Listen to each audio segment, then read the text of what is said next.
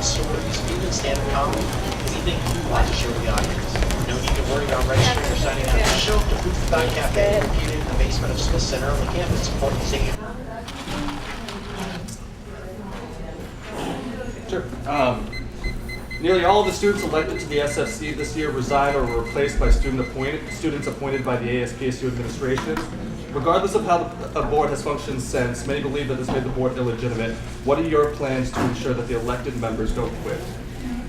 Well, first of all, I have done research myself, speaking to 2 previous SFC chairs, and so I understand the responsibility that it takes. In particular, the winter term is really busy. I'm actually done with school in the fall, but I'll be taking this role just to do this position. So I think that it's important that all the SFC members understand the responsibility and the time that it entails.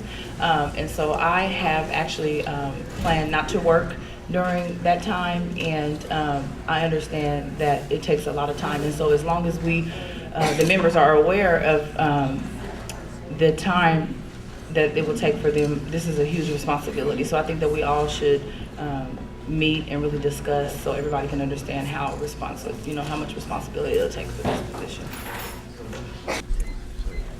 As many of you know, the SFC can zero fund groups during their initial allocations. What are your opinions on that, and would you try to change that constitutionally within the bylaws when you are chair of the SFC? Zero funding, I mean, no group wants to be zero funded. However, there are specific guidelines that have been in place and I believe should be in place for years to come. Each group is presented with these specific guidelines and most groups tend to meet them.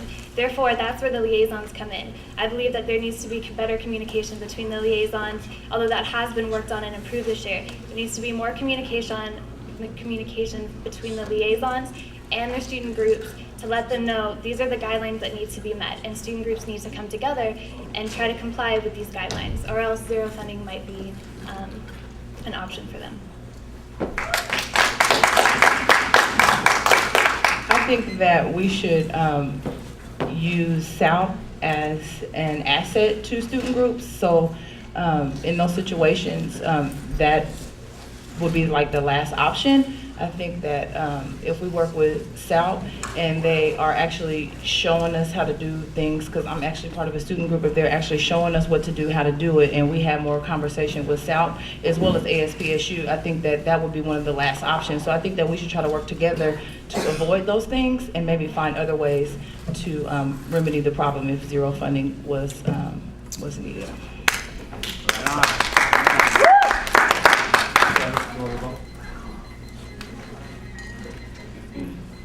What is your position on student groups having staff positions on